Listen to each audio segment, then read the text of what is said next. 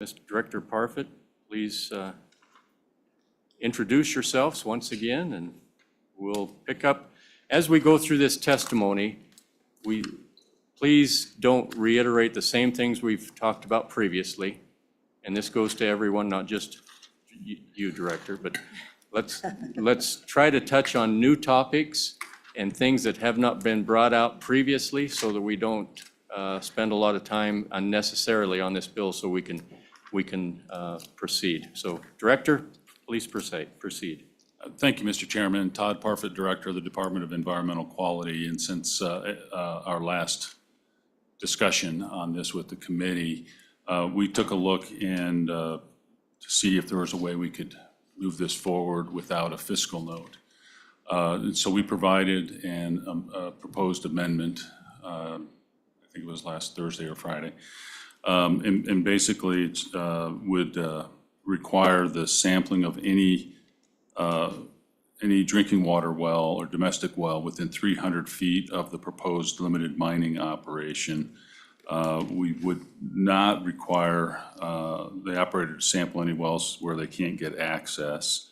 And then the water quality sampling analysis would be sent to the Land Quality Division and then put in the LMO file. So we would have a background sample if there were ever any questions about water quality changes in those domestic wells.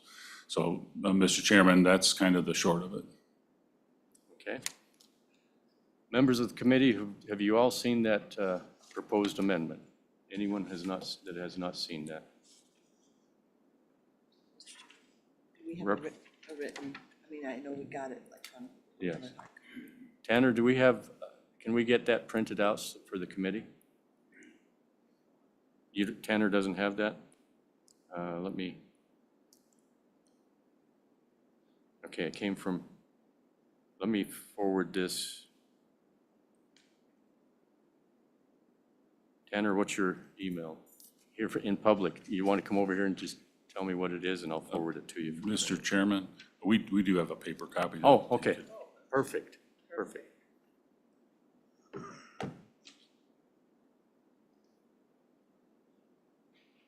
Okay, thank you. All right, any other questions for the director? Seeing none, thank you very much. Any other comments from the room before we go online?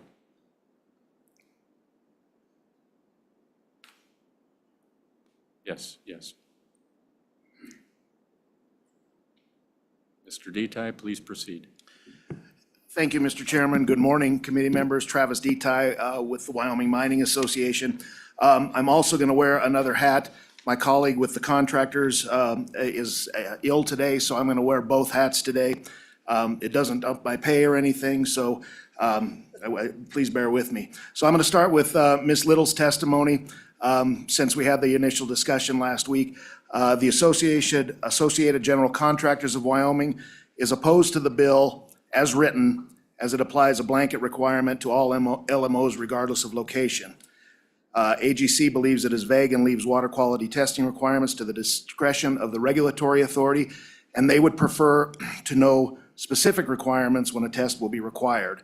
The bill as written adds undue regulation and delay to the commencing of a limited mining operation, and many operators may choose not to commence these operations, increasing aggregate prices for all construction projects and other uses. AGC would support the proposed amendment to limit the testing requirements to domestic wells within 300 feet of the LMO. Ms. Little noted that she also sent an amendment, but also said that since the DEQ is submitting a very similar one, AGC would support either one of the amendments. And then she also goes on to curse her illness and her flu. So that is the testimony of the Associated General Contractors. On the mining side, we would echo pretty much what Ms. Little said. After the discussion yesterday, I did reach out to the DEQ to ask if there were any LMOs out there that were having drinking water quality issues, and the response I get was no. So we believe this amendment is good. It tightens the net and actually focuses on, I think, the problem that it's looking to solve. And WMA is opposed to the bill as written, but if the amendment was adopted, we would support the bill. Thank you, Mr. Detine. Any questions for Mr. Detine from the committee? Seeing none, thank you Mr. very Chairman, much. thank you. Mr. Lindholm, thank you for being here. Thank you, Mr. Chairman. Members of the committee, my name is Tyler Lindholm. I'm the State Director for Americans for Prosperity here in the state of Wyoming. On and against the piece of legislation due to the simple fact that, as we've heard several times, this is a piece of law that is in search of a problem. I had the opportunity to speak with operators up in my neck of the woods in northeast Wyoming, particularly Crook County. We don't have coal, but we have a lot of rocks, and we're really good at making big rocks into little rocks. So we're gravel operators up in my neck of the woods, which means we have an abundance of LMOs throughout the area. So I talked to the operators. Is there an issue? Have you ever bounced on a water test? Because the DEQ can come in and test water. In fact, one of them testified that they had been tested recently. There's never been an issue. DEQ has the authority to go in and test water currently under regulations. If there's a reported issue, we're just checking in. So that is a solution that is already in their regulatory, toolbox. This piece of legislation would create more regulations. This piece of legislation would create more barriers to economic success within these LMOs. And for that reason, we're standing on and against the legislation. I'll stand for any questions, Mr. Chairman. Thank you, Mr. Lindholm. Any questions for Mr. Lindholm? Representative Lawley. Thank you, Mr. Chairman. What about the amendments offered by DEQ tightening it up? Does that at all change your position? Mr. Lindholm. Thank you, Mr. Chairman. To Representative Lawley's question, no. The reason it doesn't change our position is because it's still it's still looking for a problem. Even though the amendments say within a certain amount of feet, within an LMO, what have you, on the way down to Cheyenne at the junction of 585, I'm sure Representative Tarver's driven that part of the country before. There's an LMO right next to the road and there's a house right behind it. That has been tested several times. There's never been any issues. It's really searching for a solution. There's never been a problem in the first place. So that's why we're on and against even that amendment. Thank you. Any other questions? Representative Campbell, please. Thank you, Mr. Chairman. Thank you, Mr. Lindholm, for being here. What would be a solution to you? Because over in Natrona County, I think this is looking to address a gravel quarry issue that we had over there, where everything went exactly as the way it was supposed to go. The state of Wyoming did their due diligence, everybody did their due diligence, but there was an aquifer issue involved. I believe this legislation is an attempt to avoid having a similar interaction. If you do not like this 300-foot plan, do you have a suggestion of something that could be an option? Mr. Lindholm. Thank you, Mr. Chairman, members of the committee. So when we're looking at LMOs and we're looking at these types of mining operations, pre-testing that water would have never found the issue with the situation in Natrona County. Until the mining started taking place, you wouldn't know if there was an issue. And at that point, the DEQ has the authority to go in and test that water upon a reported issue.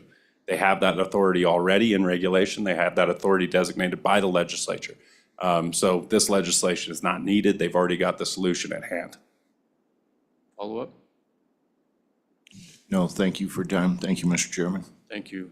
Mr. Lindholm, if there are problems without a baseline test, how would you know that that well has been impacted by a LMO if you haven't done any baseline testing?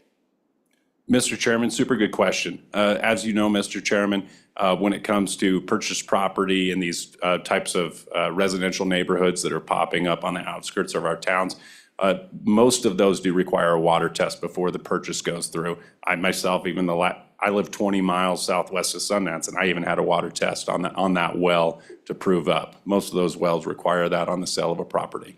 So I would suspect if you were to look at some type of legislative action, that would belong in real estate statutes and not in the limited mining operation, due to the fact that a pre-test on that LMO would not discover anything wrong with those wells. You wouldn't find it until the mining operation has commenced, and at that point, that authority is already there. So follow up to that, Mr. Lindholm, if I were to build a home and drill my own well, is there a requirement that I test my well if I drilled a well for myself? And it's not, I'm not selling the home, I'm just drilling it for myself? Mr. Chairman, to my knowledge, it depends on the county. It depends on the requirements in the different county, but I also think DEQ has some standards as far as water quality. On top of that, when you do drill a well, but I don't want to speak for DEQ. Okay, thank you. Any other questions? Thank you for your testimony. Thank you, Mr. Chairman. Anyone else in the room that would like to testify?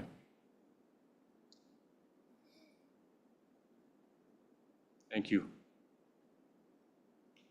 Please introduce yourself for the record. Good morning, committee and chairman. I'm Nancy McCann. Excuse me. I'm Nancy McCann, and I represent the Powder River Basin Resource Council out of Sheridan. We have over 1,500 members as a part of that council. There's lots of ranchers and landowners, business owners and townspeople that belong to this group, and they are statewide, certainly. So I wanted to at least say thank you for the opportunity to testify on this bill. Powder River does support the bill. We believe in the continued protection of our valuable resources for groundwater and water wells that may be impacted by any nearby mining operations. We believe that this action is critical for the protection of homeowners whose water supply may be impacted. We don't know if they're impacted, but at least the protection would be there. So we do support the bill. We believe it is a balancing act, though, however, between protecting the owners, the homeowners, with a reasonable framework that would give the DEQ the flexibility. As the bill says, it may conduct testing. It doesn't say shall. And I've been in state government for a long time. I think some of you may know me. But when a legislation says may, the agency does have the flexibility to do what they need to do, and based upon their professional judgment as agency directors. So since it does have the flexibility, I believe that we believe that when testing can be conducted when it's needed, they can work through the process and determine over a long period of time, whatever future staffing they may need and any other requirements, and then they can come back if they determine that this is a lot of work. They can do that. But we do think that there may be a question, and I would ask the committee to consider this. And it's because we want to know if the bill actually covers all the minerals that's necessary. Because when you do create a list, you want to make sure it's comprehensive. And so I would ask the committee that question, if it is comprehensive, or does it need to be included? Ms. McCann, typically we don't ask the committee questions from, Okay. we're accepting testimony, but not Okay, asking. okay. I'm sorry. Apologize, Chairman. Thank you. I would not ask, but state that there's a possibility that you may want to include an amendment that includes non-coal minerals so that so that the list is comprehensive. And so that's where I was headed, is to ask, ask the question, I'm sorry, but to suggest that it be comprehensive. And so with that, I would open up to any questions that you may have. Thank you, Ms. McCann. Any questions for Ms. McCann? Representative Campbell, please. I'm curious as to your thoughts to the amendment. Ms. McCann, do you have that available? There are two amendments. Which one are you representing? The one Representative from the Campbell. DEQ, from the water quality testing. Ms. McCann, do you have that amendment available? And that's okay to say you haven't seen that? I haven't seen that. Where we were proposing that an amendment occur was after the words feldspar on line 7 to, on page 2, to add and non-coal minerals. Okay, thank you very much. Any other questions? Thank you very much for your testimony. Thank you. Thank you, Chairman. Mr. Garrett?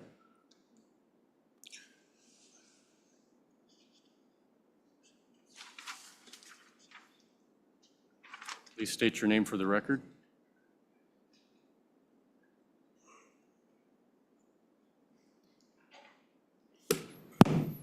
Thank you, Mr. Chairman and members of the committee. My name is Richard Garrett, and I'm here today on behalf of the Greater Yellowstone Coalition, which is really disappointed at last night's outcome, by the way. Maybe Josh will get it next year. The Greater Yellowstone Coalition works with all people to protect the lands, waters, and wildlife of the Greater Yellowstone ecosystem now and for future generations. This subject is relevant to our mission and to our members because of the proximity to the Greater Yellowstone ecosystem and within the ecosystem of the potential for so many LMOs as defined by the earlier bill. And that's the crux of our challenge today is, as the committee will recall, last week approved an expansion of the definition of LMO mining operations to include hard rock mines. Otherwise, we would probably outright oppose this bill today. Instead, we'd like to try to work to improve this bill in light of what happened last week. Certainly, to require water sample testing is a critical component. We believe that 500 feet is the right dimension rather than 300 feet. I'd also call your attention to page 3, line 4, where there is a may, the department may. We'd urge the committee to consider changing the may to a shall, because if you read on in that sentence, that may is actually repeated again in line 6, where it says, if the department determines. So I think if the department determines that there is a challenge, it should proceed. And that would be the logic behind that. There's one other challenge to this bill, and that is the onus on the homeowner, the property owner, to do subsequent testing. I think that we're deferring to a property owner a responsibility that should rightfully fall to the mine developer. Water sample testing is not incredibly expensive, but nevertheless, it's another unfunded mandate that is being imposed on a homeowner, a property owner, to make sure that their water has not been contaminated by an LMO operation. So with those caveats and changes, I'm glad to answer any questions that you might have, Mr. Chairman. Thank you. Any questions for Mr. Garrett? Seeing none, thank you very much Thank for you your so much. testimony. Any other testimony in the room? And if you've already provided testimony on this bill, we would ask you not to further the testimony. We want to give everyone a chance. Thank you. Mr. Chairman, members of the committee, Alec Underwood, I'm with the Wyoming Outdoor Council. I'll keep my testimony short. We are in support of the bill. Additionally, the amendment on the 300-foot testing, we are in support of that amendment if the committee considers that. Mr. Garrett's comments as well, changing may to shall on lines 4 and I believe it's 8. We would be in favor of changing that. We believe that it's important to have the baseline water quality testing with LMOs, and given HB 10 that was considered and passed by the committee exempting new minerals, feel like that's an important step. So thank you, and stand for any questions. Thank you. Any questions? Seeing none, thank you very much.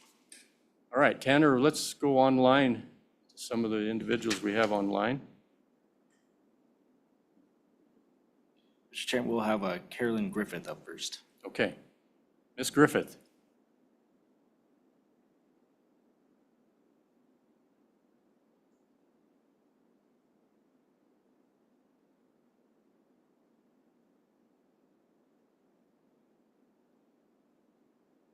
Ms. Griffith, we've had a couple hours of testimony on this. If you can provide us with a short testimony that may lend to our decision, we would appreciate your comments.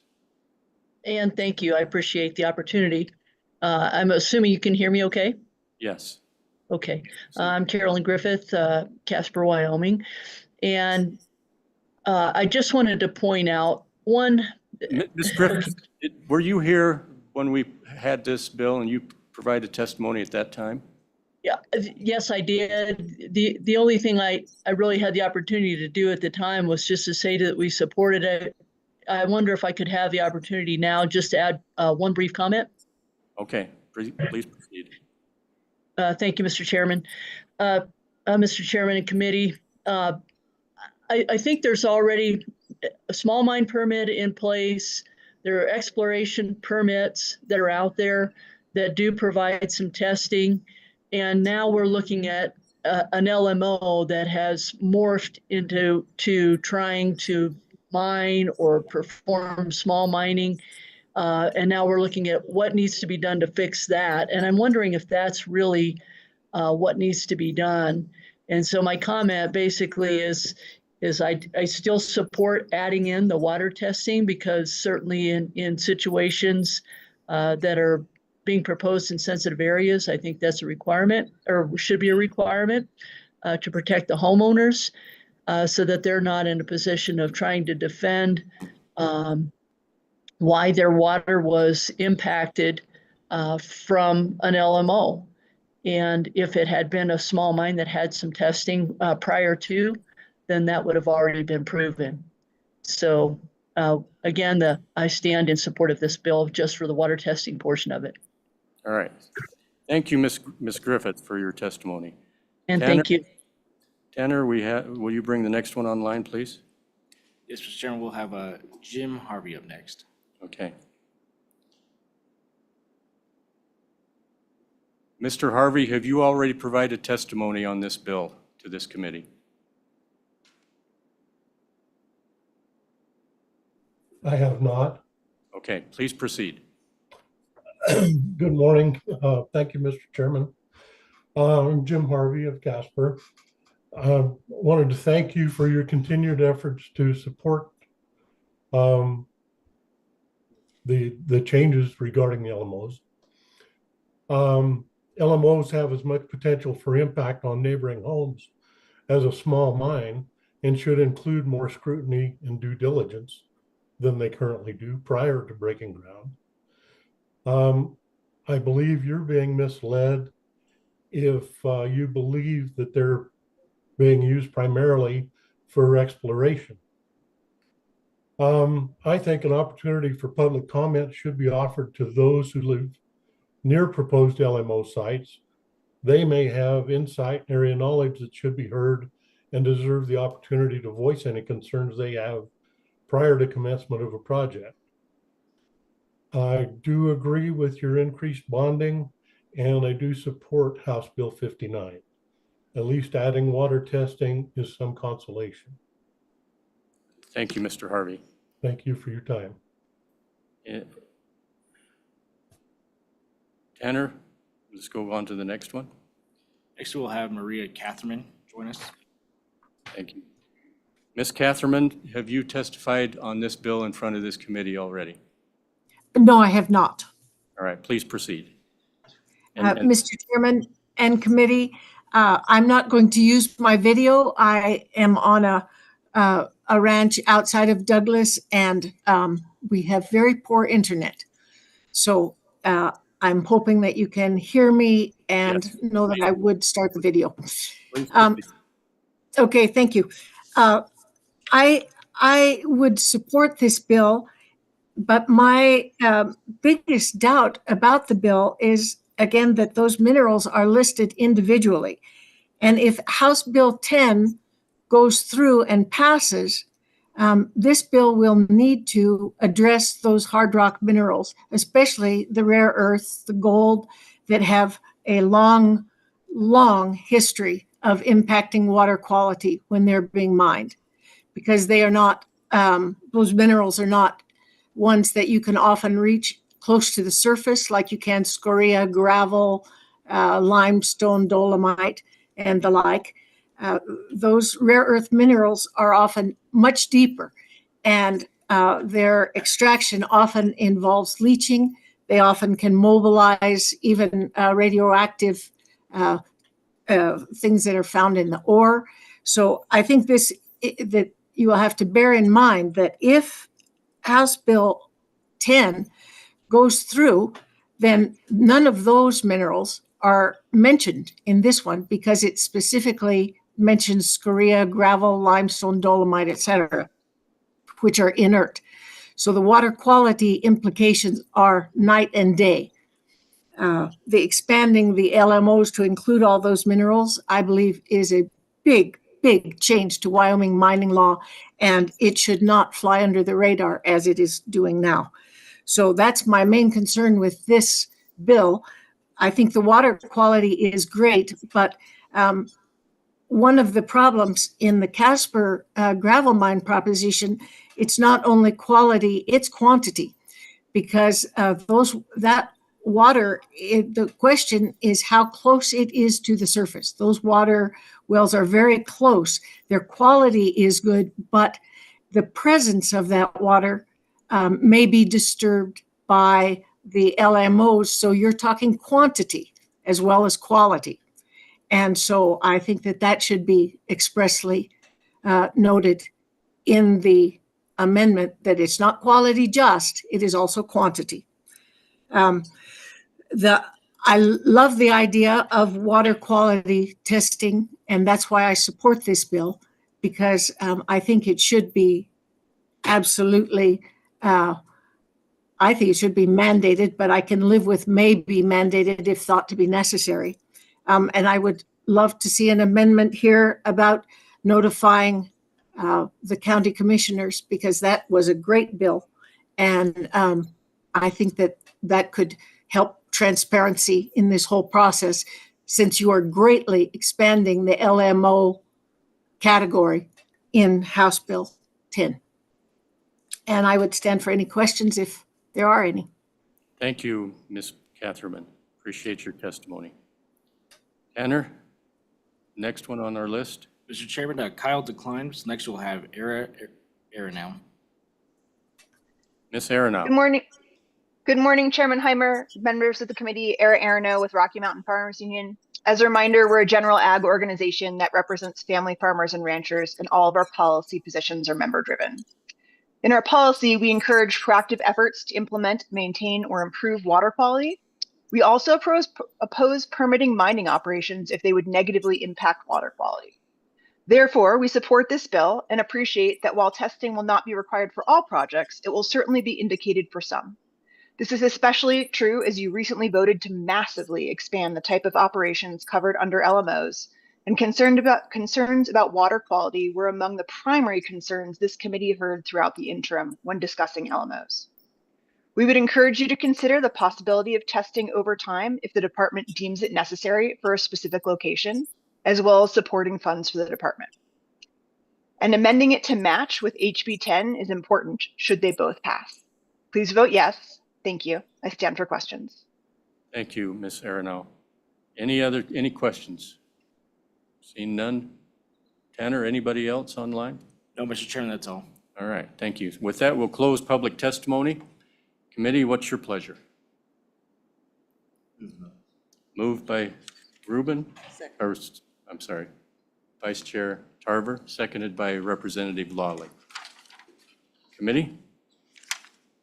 Representative Larson. Thank you, Mr. Chairman. I'd like to, with one caveat on the amendment provided by DEQ. So are you moving the amendment? Yeah, I'm going to move it. I just want to change one word Okay, in it. if So, if we get a second, then we will Okay. discuss. okay.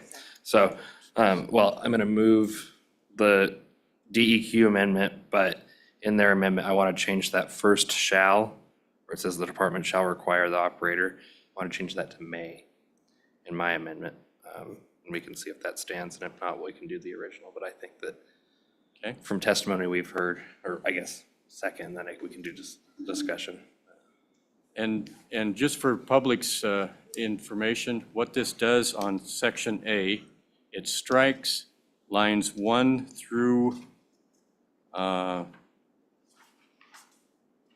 me see, it strikes all of section H from line 4 through 12, strikes all of that language, and in place, it puts, prior to limited mining operations commencing, the department shall, and Representative Larson is saying this, he's proposing this to be a may, the department may require the operator to test the water quality of all domestic wells within 300 feet of the proposed limited mining operation for constituents identified by the administrator of the Water Quality Division. The department shall not require the operator to sample any wells for which the well owner does not grant the operator permission to sample. The operator shall submit water quality testing results to the administrator of the Land Quality Division. So that's the amendment that is being proposed at this time. Any discussion? Representative Larson. Thank you, Mr. Chairman. And the reason why I decided to go with may is from testimony we heard, where we're almost putting a mandate on industry to do this. And I think that, you know, the department can do it on a case-by-case basis to require that testing. So that's why I wanted to have it as a may rather than a shall and throw out the idea. If not, then I guess we can try to do the originally proposed amendment as well. So. Okay, thank you. Representative Campbell. Mr. Chairman, on page 2, starting with the removal of sand, gravel, scoria. Representative Campbell, we're dealing with the amendment right now. Oh, okay, I'm sorry, I apologize. I'll get to you in just a moment here. Any questions or any comments, any discussion on the proposed amendment? Vice Chair. Mr. Chairman, I would agree wholeheartedly with this amendment and also changing the word to may. We don't need to, I mean, there's certain circumstances where it just doesn't make sense to do water testing. Thank you. Sensing a question coming, question being called. All those in favor of Representative Larson's amendment, please indicate by saying aye. Aye. Any opposed? That amendment has passed. Now, Representative Campbell. I apologize, Mr. Chairman, I'm a little impetuous this morning. I see where the concern is with the language as far as what is included in this on page 2, starting at line 5, where it says for the removal, and it is quite specific. I would like to amend that to where it matches the language in House Bill 10.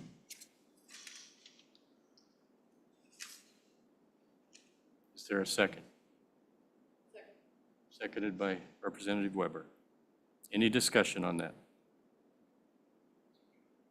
Representative Larson. Thank you, Mr. Chairman. And I guess I haven't looked at the statute citations to see if this specific statute is cited in House Bill 10 or not. So I'm just concerned, is that going to cause problems? Maybe the department can answer that too. I don't know. Is that going to cause problems if this bill passes and House Bill 10 doesn't, or vice versa? Representative Larson, you bring up a good point, that this bill is very synergist, is a synergy of House Bill 10. And if one doesn't pass, or House Bill 10 doesn't pass, this one will create some issues.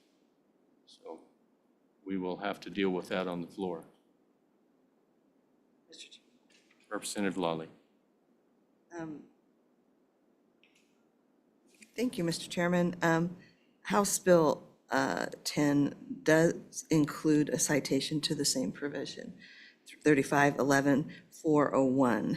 So they're in the same section of the statute, but an excellent point by Representative Larson. Thank you. Any other questions or any other comments? Representative Larson. Thank you, Mr. Chairman, and since I got that confirmed by my good cohort here, I will be against the amendment, just because if House Bill 10 doesn't, if it doesn't pass, then it creates problems in statute if this does pass. So I'd rather just see House Bill 10 amend this language if we're gonna go to that, go to expand all of that language. And if not, then we would just leave it as is, with this bill passing. Any further discussion? Question not being called yet? Question? Question being called. Thank you, Representative Lawley. Question being called on Representative Larson's proposed amendment on page 2, lines 6 and 7 to bring in the same language as it is in House Bill 10. All those in favor? Oh, it was your amendment. I'm sorry. Okay. Question being called on the proposed amendment by Representative Campbell on page 2, lines 6 and 7. All those in favor, please say aye. Aye. All those opposed? No. That amendment has failed. Further discussion?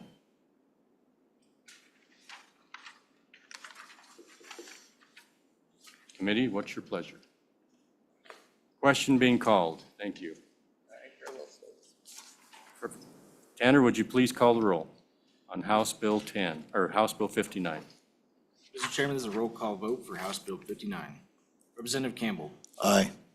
Representative Knapp. Aye. Representative Larson. Aye.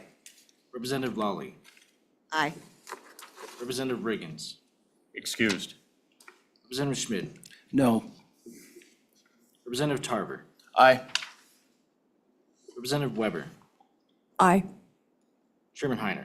Aye. Mr. Chairman, there are 7 aye, 1 no, and 1 excused. Thank you. Do we have anyone that would like to carry this on the floor? All right, thank you, Representative Campbell. All right, committee, we're going to jump ahead of ourselves a little bit. We've been asked by the governor's office to delay House Bill 209 because they are not able to be here. So we will go right to House Bill 184 at this time. Representative Williams, thank you for being here at our little committee. Please introduce yourself and proceed. Thank you, Chairman, members of this committee. J.D. Williams, House District 2. I bring it to you today, House Bill 184, Utilities, Point of Consumption and Allocation Agreements. Mr.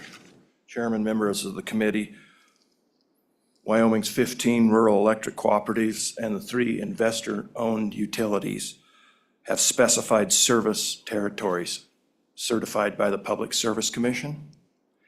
Each utility is obligated to provide service to anyone within that territory. There are instances when neighboring utilities have customer allocation agreements, which allows the neighboring utility to serve customers across the territory line. When these agreements are not enforced, the neighboring utility or another generator can take a large industrial customer from a rural electric co-op, which threatens the viability of a not-for-profit member-owned co-op that already operate on very small margins. This legislation would maintain the integrity of certified service territories by keeping them safe from violation. And if we look at the House Bill 184, in particular, deals with 37-2205, which is Public Service Commission statute, and it adds K As you'll notice on page 2, line 1, and with the following language, no person or entity shall sell electricity for use by a customer in another public utility certificated service territory, including by providing service to a point of delivery outside of the other public utility certificated territory for consumption within the other public utilities certificated territory, without a customer allocation agreement between the customer, the seller of the electricity, and the other public utility. And then it speaks about the violation and the civil action that this legislation would enact. And I would be my pleasure to stand for any questions. Thank you, Representative Williams. Questions for Representative Williams? Representative Campbell, please. Thank you, Mr. Chairman. Thank you, Representative. I'm just, is there ever any instances where perhaps right on the boundaries, my concern is kind of on the boundaries between service companies, is there ever any interaction where there might be a one-off where the public utilities has a provider that's in another utility's territory, as opposed where maybe there might be a one-off? And I say one-off because, I mean, as a general rule of thumb, their territory's there, but if there's existing power by one service that's in another services area or vice versa, how would you handle that? Representative Williams. Thank you, Mr. Chairman. Representative Campbell. That happens, and that is the very reason for the allocation agreement. If a utility provides power across the territory line, then there is an allocation agreement between the two utilities to take care of that very issue. And this legislation addresses when the allocation agreement is not enforced. Any other questions? Follow-up, Representative Campbell. Real quick follow-up, Mr. Chairman.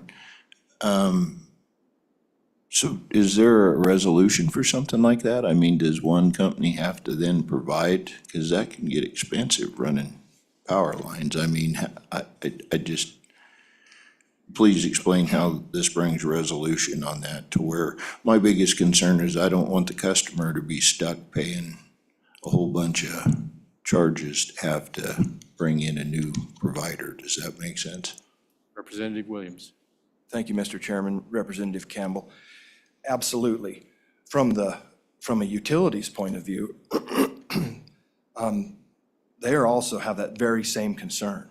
And so they are obligated to supply electricity to customers within their territory. So just the certainty that when a customer, whether it's a rancher or a farmer or small commercial business or even a large industry, when they locate within their territory, the certainty that they must serve them allows for them to plan for growth, to your point, and gives the cooperatives and their lending partners a level of certainty that they can grow within their territory to serve the needs of their customers.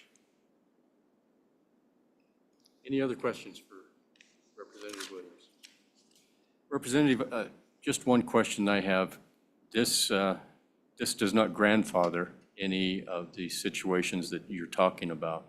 So it kind of opens it up for civil action for those locations that have already crossed the line and built infrastructure. What are your thoughts on that? Will this create a problem with with some of these locations that have already crossed the certificated areas that have already built infrastructure without any grandfather clause? Mr. Chairman, it would not. I am not aware of any allocation agreements that are not presently in place. I do not believe this has been an issue in the past. It is not an issue presently. This is proactive approach to encourage enforcement of allocation agreements in the future. Thank you. Representative Williams, I am aware of at least one instance where a co-op is serving inside the certificated area of another utility. What would be your recourse in that situation? Representative, Chairman,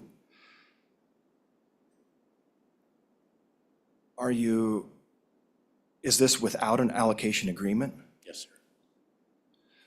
So there, I think the resolution is to just get the allocation agreement in place, just to follow the PSC rules, which is, I mean, it's not uncommon to serve customers across the territory line. But what is uncommon is to do it without an allocation agreement. Okay. All right. Thank you very much. Any further questions for the representative? Seeing none, thank you very much. Thank you. Any state agencies that would like to testify on this bill?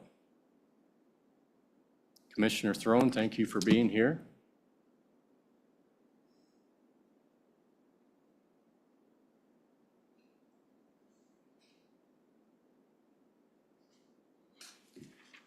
Good morning, Mr. Chairman. Mary Throne, Chairman of the Wyoming Public Service Commission, and with me today is our Chief Counsel, John Burbridge. You guys start early Yes. in the morning. And Representative Tarver was here an hour before that, waiting. Oh, it's in the genes, what can I say? So mostly we're here to answer questions. Mr. Chairman, we do have processes in place to address this situation. As you, I think as the sponsor noted and as you noted, there are cases where this happens. The problem is when no one lets us know.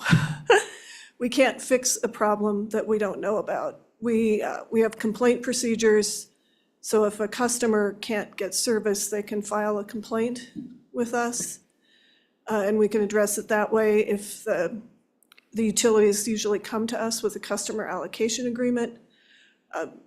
In the situation you described, I'm not familiar with that one, which means no one has brought it to our attention. But so to address this situation, because it has come up twice in the last, and led to various issues in the last 10 years, I guess, would be the number of years involved. We are planning to propose a rule that would require the utilities to notify us as soon as they're aware of a situation.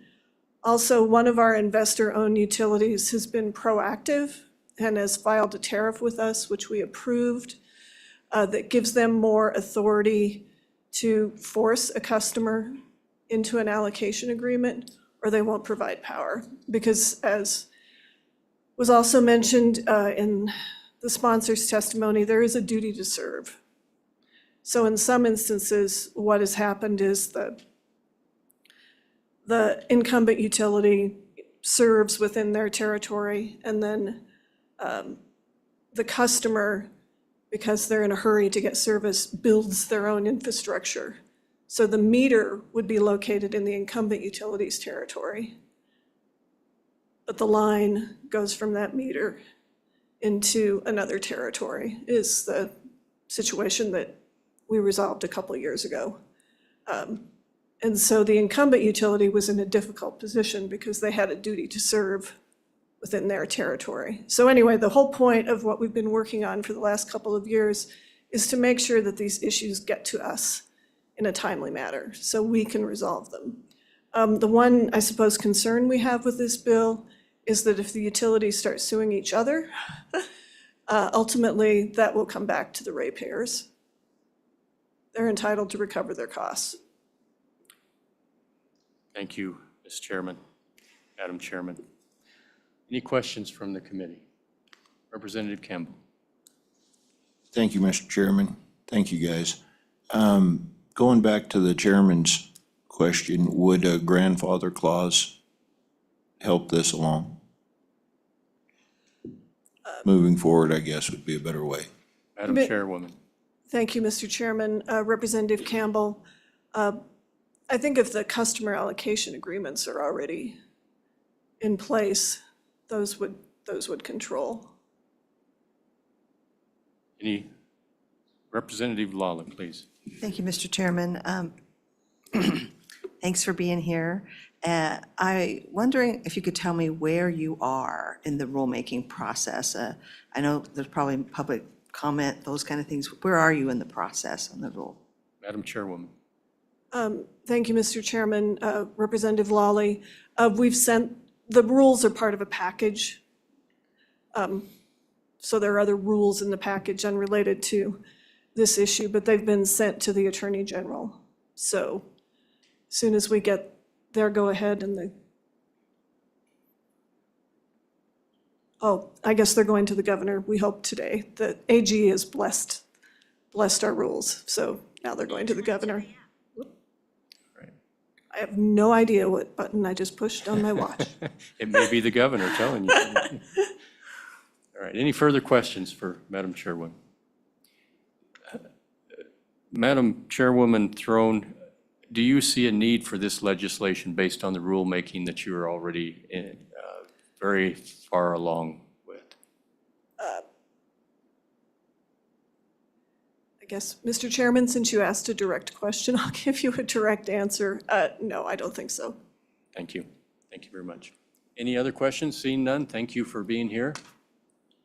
Any other questions from or any other testimony from agencies of the state? Seeing none, any citizens in the room that would like to provide testimony on this bill? Seeing none, now representatives from organizations that would like to testify. Mr. Taylor, thank you for being here. Looks like you brought a bunch of friends.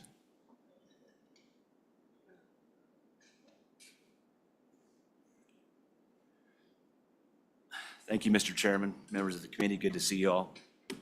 I do have a couple of citizens with me as well, so Good. we'll cover both. So you could have testified on either side. That's right. Mr. Chairman, members of the committee, my name is Sean Taylor. I'm the Executive Director of the Wyoming Rural Electric Association. And I'll let these folks introduce themselves when it comes time. But because we're going to be spending a lot of time together this week, I thought I would give you just a brief overview of who the cooperatives are, what we do, and why we do it. And that's in the handout that was passed out earlier. On the first page, you'll see the map. I want to step back real quick and thank Representative Williams for bringing this bill on our behalf. And he talked about the certificated service territories. The map in here shows the 11 distribution co-ops that are headquartered in Wyoming. As Representative Williams noted, there's 15 distribution cooperatives. 4 of those are located outside of Wyoming, but serve a small population within our border, and they are part of our association as well. We also represent 4 generation and transmission cooperatives. Those are the wholesale power providers that get the power to our distribution systems, then our distribution systems get them out across rural Wyoming. Moving on to the next slide, the cooperatives are governed by 7 cooperative principles. I'm not gonna touch on all of those, but I would like to highlight just a couple of them. And this applies to all co-ops, whether you're a rural electric co-op or a grocery co-op or a propane co-op. We're all governed by these cooperative principles. First one I'd like to highlight is democratic and member-owner control. Our members, our owners, are the same as the customers. They elect their board of directors, just like as you all run for office. Our directors run for office on staggered terms, and they're elected by their neighbors and the folks within each individual rural electric cooperative. We also, as Representative Williams, we're not-for-profit, so we budget at cost. And so any margins left over at the end of the year, we return those back to our member owners in the form of capital credits or a capital credit check. And the last one I would highlight, but I won't talk about it too much, is concern for community. You also have a handout up there on the dais that says rooted in community. And this talks about the economic benefits that the cooperatives bring to the rural communities across the state. You can take a look at that at your leisure. What we do is we provide reliable, affordable, and safe power to Wyoming's ranchers, farmers, small businesses, and some large businesses and rural communities. And while electricity is the commodity, our collective mission is to empower these rural communities and rural citizens. And then lastly, why we do it. Because nobody else would, right? Approximately 100 years ago, it was not profitable for the investor-owned utilities to build out into rural Wyoming. And so you had neighbors joining together to form these rural electric cooperatives. And that's just a very brief overview of who the co-ops are, what we do, and why we do it. Be happy to talk more about that offline if you'd like. I know both at the state and at the national level, there's a lot of support for our legacy industries. And we agree with that and we support it. But I would contend that we are the original legacy industry because there was no power out in rural Wyoming until the cooperatives were formed. We electrified rural Wyoming when no one else would. That means agricultural industry, small businesses, rural communities, and yes, many of our legacy industries. The difference is that these legacy industries weren't known at the time when we took the risk to provide power to rural Wyoming. And now it feels like we're either being punished or taken advantage of when it comes to this issue of protecting our certificate of service territories. I will end on this and turn it over to my colleagues. And it might be too soon, but when it comes to this issue, I feel like the cooperatives are the Buffalo Bills, and the opponents of this legislation are the Kansas City Chiefs. They get all the calls and make a lot of money for the NFL, or in this case, the state, but we have a lot of support from folks all over the great state of Wyoming.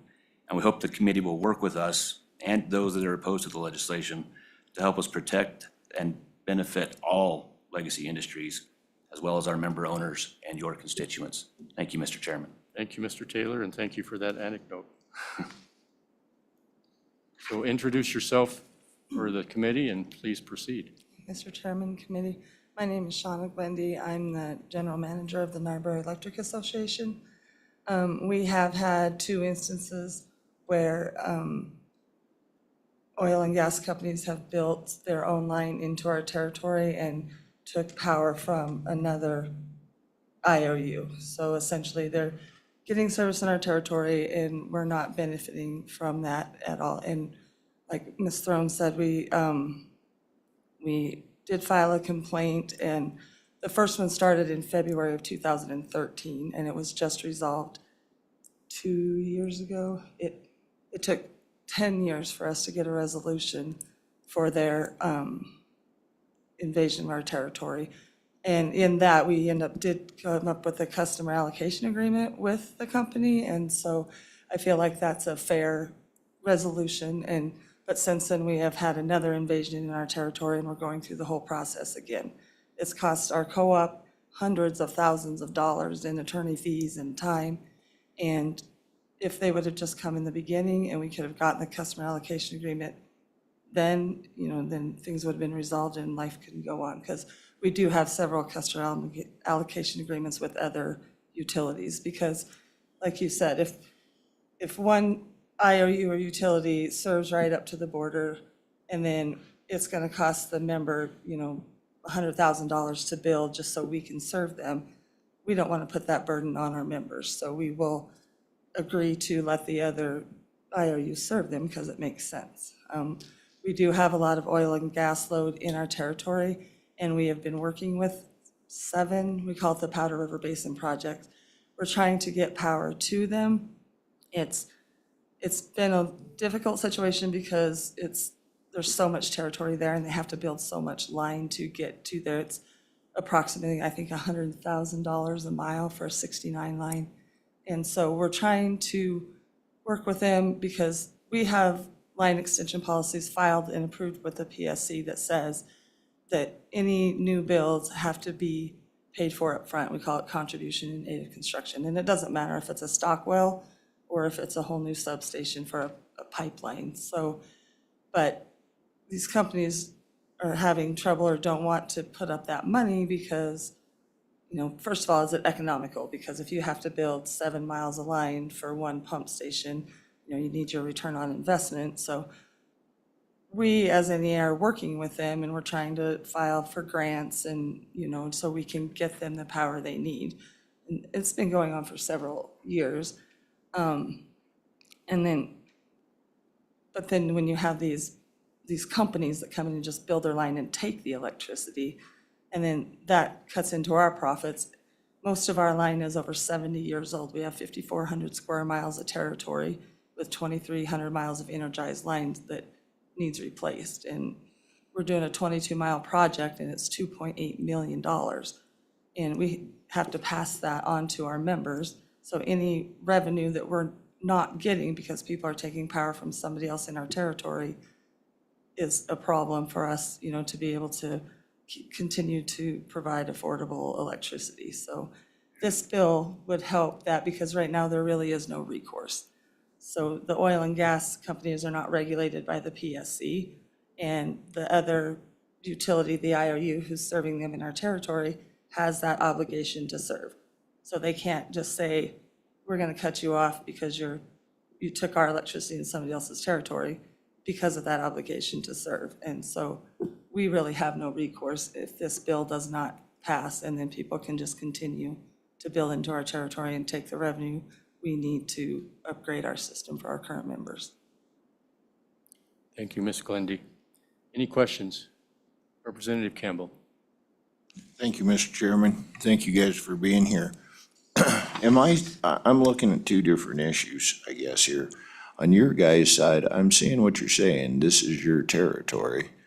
But at the same time, I'm hearing that right now your infrastructure is not quite in place and it is very expensive to expand upon it. On the other side, I'm seeing that the oil and gas exploration needs power. So I can understand their end going in another entity. What is a possible solution? Do you guys have any possible solutions as how to resolve this mutually? Ms. Glendy. Mr. Chairman, Representative Campbell, the best case scenario is if the oil and gas companies would follow the line extension policy that is approved by the PSC and upfront the money for the contribution in aid so we could build the infrastructure that is needed to serve them, whether it's a substation or however many miles of line, because that's the procedure all the Wyoming co-ops and IOUs follow. It's, like I said, it doesn't matter if it's a stock well, you're going to pay the money up front, and then we're going to come build the infrastructure you need. And right now we're at kind of a crossroads because they don't want to foot an enormous bill to get that infrastructure. We cannot put that cost onto our membership because most of it's residential and small commercial. And it's also called indeterminate load. So if you're oil and gas, and they say that because, you may be here one day and gone tomorrow. So we can't build a $20 million infrastructure to serve those loads who may not be here a year from now. So that's the perfect scenario, is if we could get the contribution in aid, build the infrastructure, and get them power. Like I said, we are working with them. We're filing for grants and funding to try and offset the cost so it's not so great on the oil and gas companies, and we don't have to pass that on to our membership. So there are solutions, but obviously everything takes time and money. So if we could, like I said, if we could get the money up front, build the infrastructure, then everybody could get what they need. But getting that done. Follow-up? Yeah, quick follow-up. Thank you, Mr. Chairman. My concern is with building transmission lines and infrastructure, all that, again, it takes time and money, mostly time, even if you have the money. These oil companies, when they're going in there in exploration, they're in the same boat. They don't know if this is going to be a long-term commitment or not.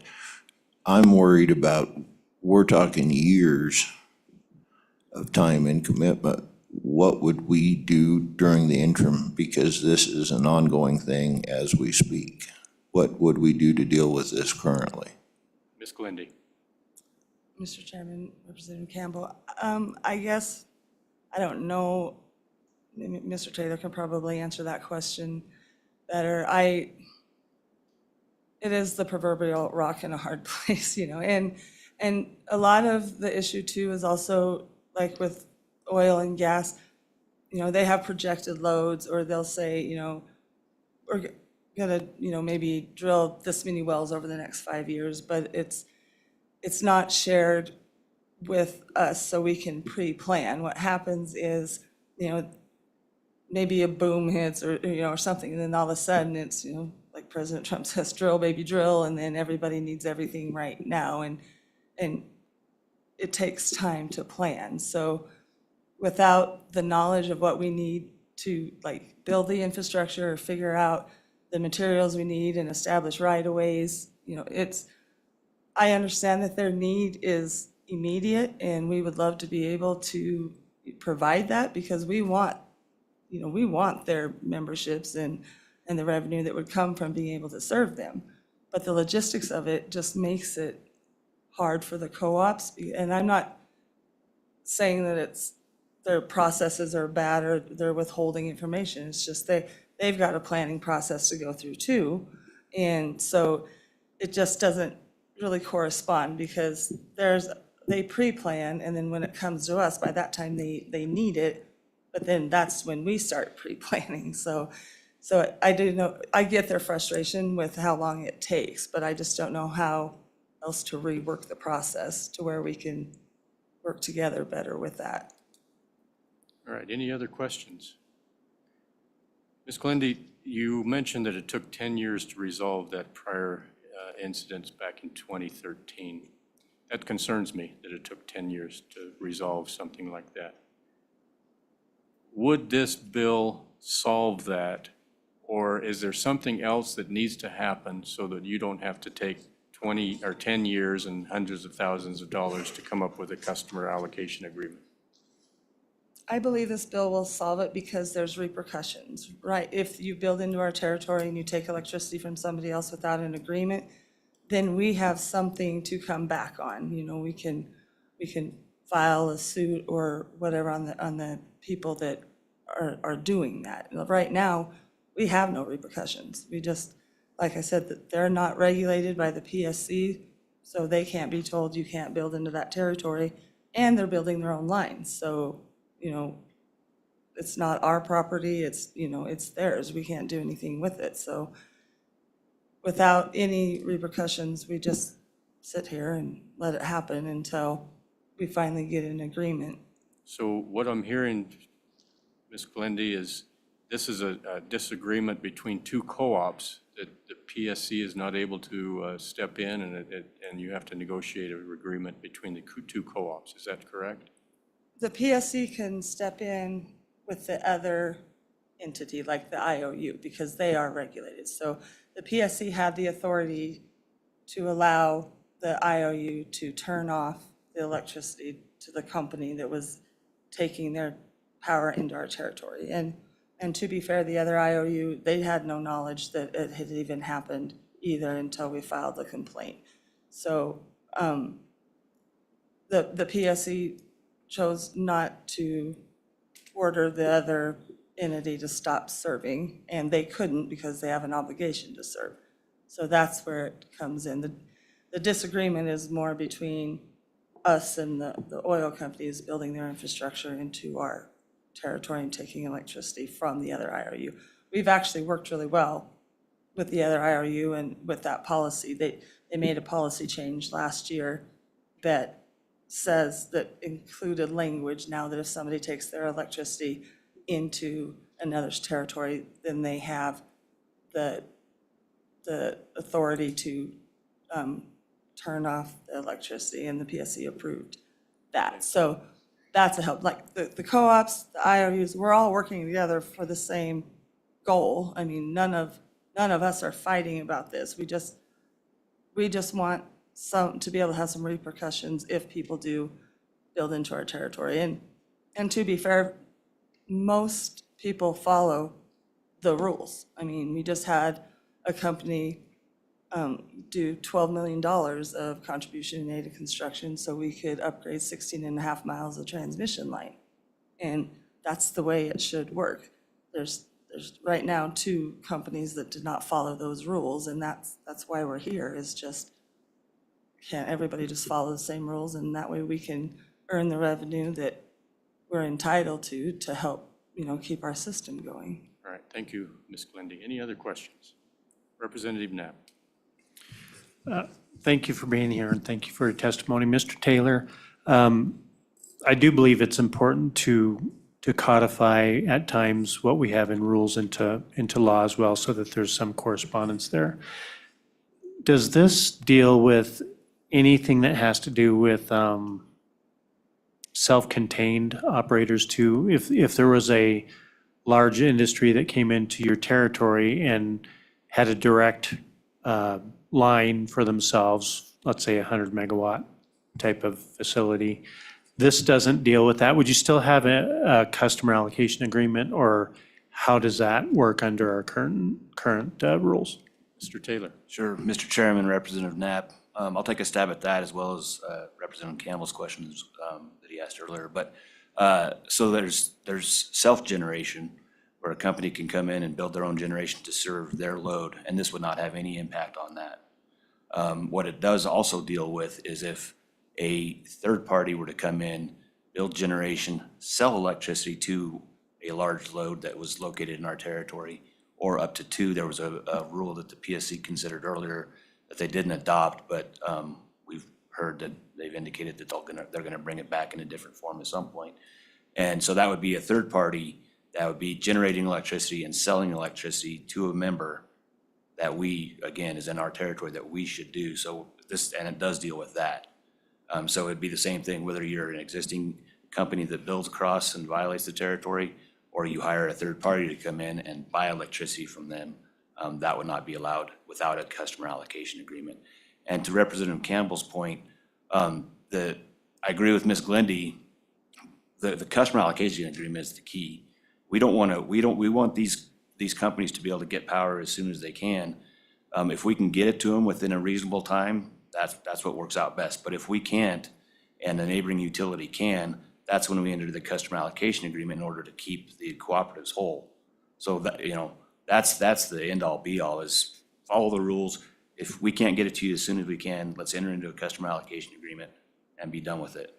But if we're losing revenue because somebody doesn't enter a customer allocation agreement, that's the problem that we have. And so I'll just leave it at that. Thank you. Any other questions? Representative Campbell. Thank you, Mr. Chairman. While you brought that customer, my biggest concern is, like the chairman had spoke, there are circumstances right now that are currently in existence. Those are the ones that really concern me. I can see this going forward, but what are we going to do to find resolution for existing problems that are there right now? And the way I'm seeing this is I don't know, how are the oil and gas companies aware of this?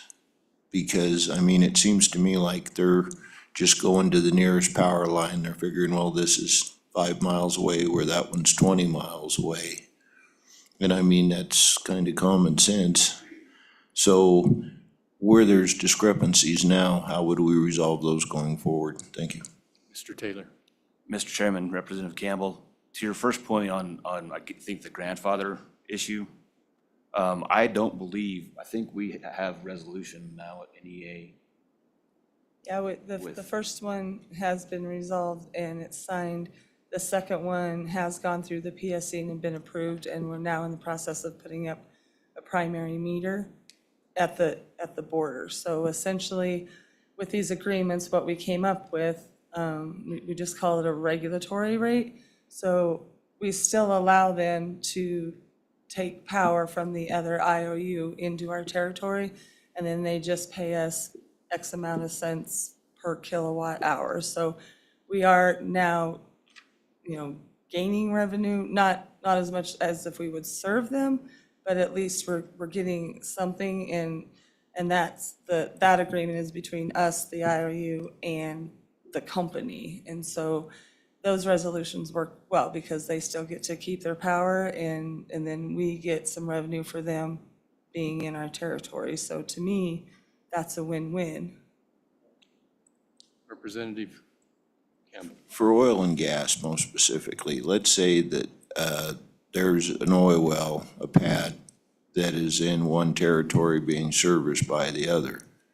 If they were to expand on that pad, let's say they drilled one well to secure that lease, but they still have 4 wells on that pad, would they then be forced to, I mean, how would they be able to build off of the existing electricity that's there, or would they then have to revert and wait for you guys to build infrastructure over, I guess?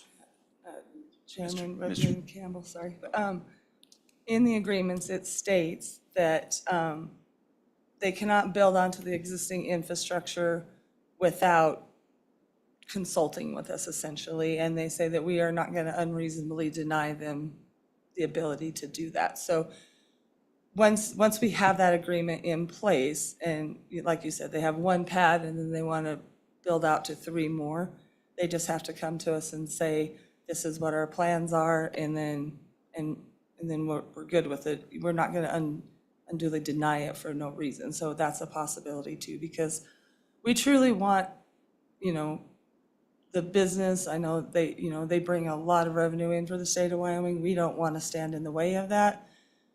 We just want them to follow the rules. And I think we are doing our best to make sure everybody's happy. And like I said, it's just a couple of companies out of all the oil and gas companies in Wyoming that have brought this issue forward. But it happened once and everybody said, oh, that's just a one-off.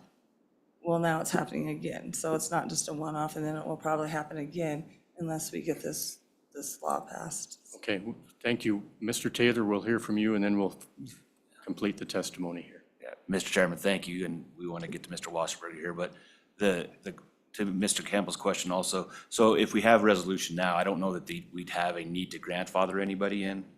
But in the customer allocation agreements, many, if not most of them say, you can, in your example, if you're located 5 miles from this line and 20 miles from our line, and we come to an agreement, say, yep, you can take service from this provider and work out that agreement. But then it also says, once we can serve, and that could be 10 years as our system builds out, then that customer would revert back to the incumbent utility.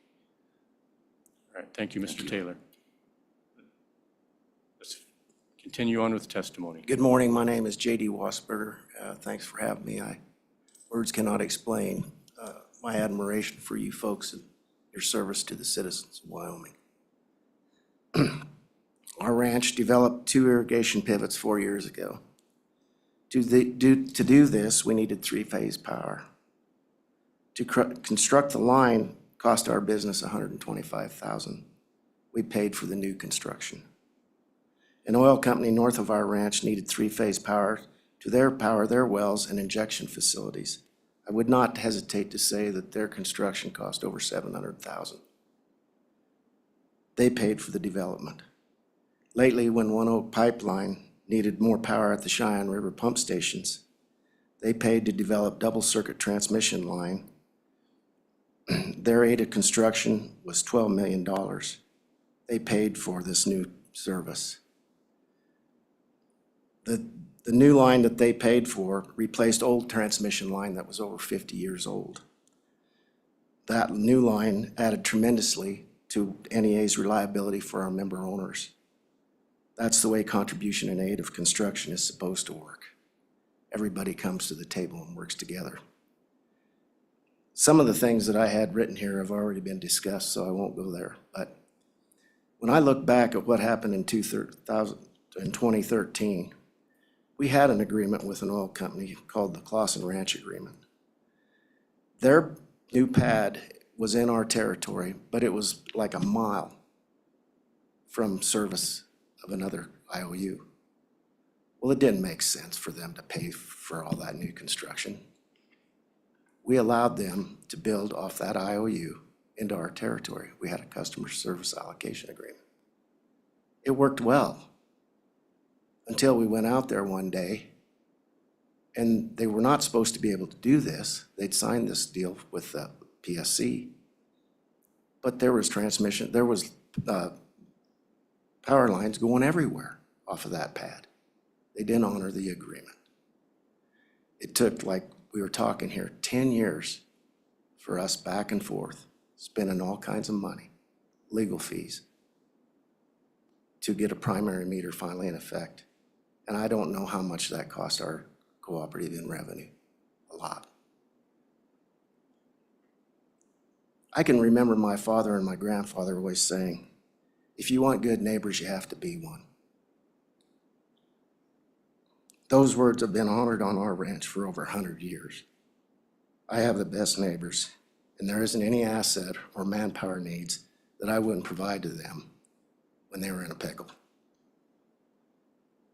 That includes sucking out my neighbor's sewer and septic tank on a cold Christmas day when their house was full of grandparents waiting for the kids' grand presents to be opened.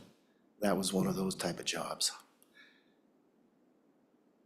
I'll tell you, my neighbors know, if they know that I'm struggling, they come a-running. It's the code of the West. I'm sure that I pay more in property taxes than some of my neighbors, but that would never give me the right to trail my cows over to their fence line, cut that fence, and trail my cows onto their grass without their prior knowledge. That would make me a Wyoming cowboy and a Wyoming businessman without integrity, and that's not happening. Thank you. Thank you, Mr. Wasberger. Any questions? That was a good example. Thank you very much. Thank you for your testimony. Thank you. Appreciate you all being here. Anyone else in the room that would like to provide some testimony on this bill? Mr. Obermuller.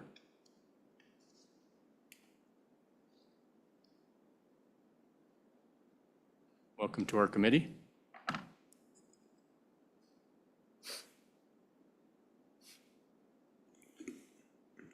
Thank you, Mr. Chairman. Good morning, committee. Pete Obermuller, Petroleum Association of Wyoming. Mr. Chairman,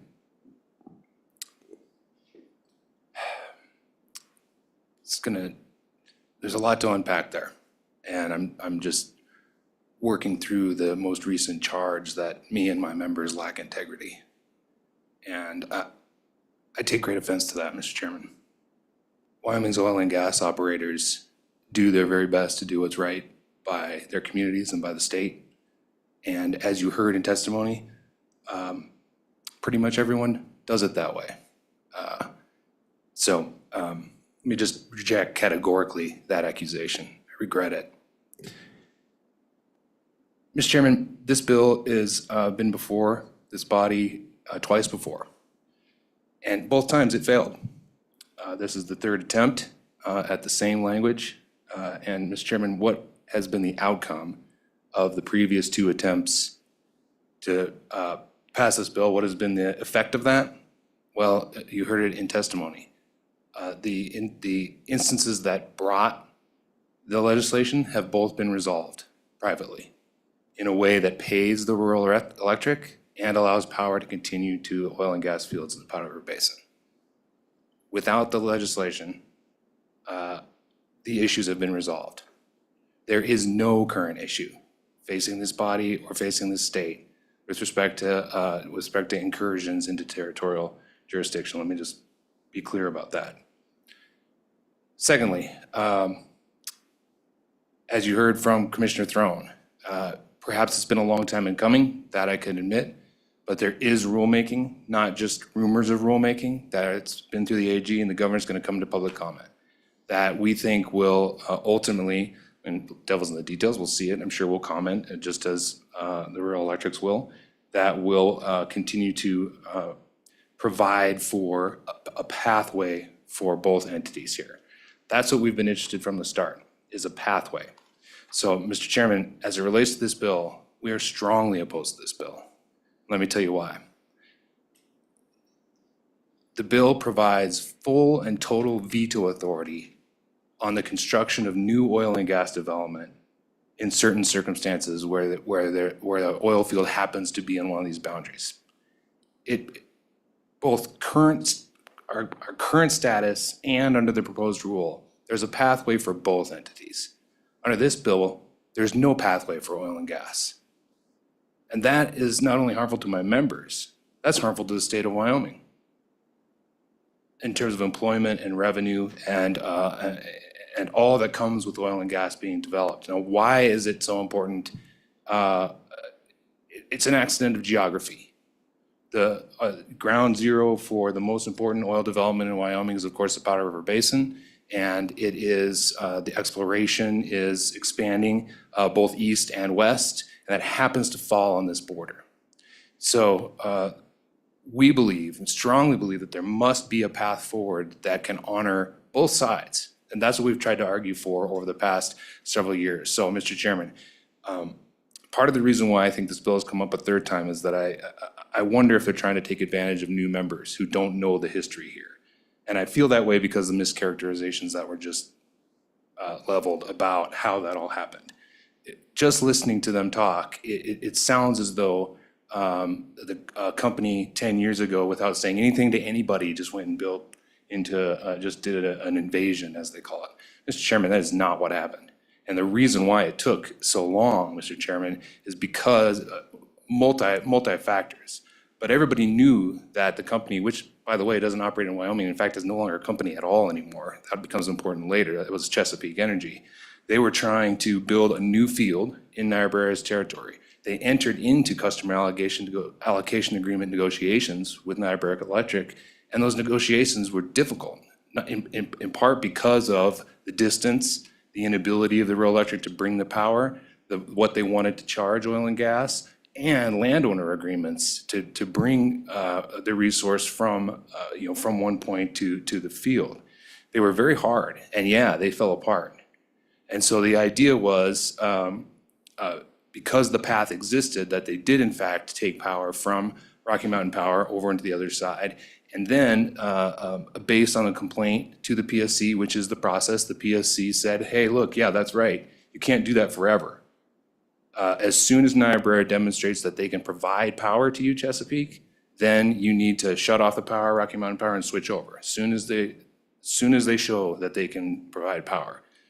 Well, the rural electric built what they felt they needed to build to provide power. Chesapeake disagreed that they were able to provide power. So the rural electric says we have it. The oil and gas company says no, you don't. Who adjudicates that? The PSC was in no place to adjudicate that, and that's what we were arguing for. So that's part of why it took so long, is that there was that disagreement. Well, then Chesapeake sells it to Continental. Okay, they go away. Continental comes in, inherits this baggage, immediately enters into new negotiations with Niobrara Electric, resolves the issue independently and privately. Okay, the second one, I hesitate to call it accidental. It was more kind of a lack of awareness that happened in the second one, not quite as protracted and all that. And as soon as the company sort of realized what had happened, they immediately entered into negotiations with Niobrara, and again, it resolved. So at the end of the day, Mr. Chairman, again,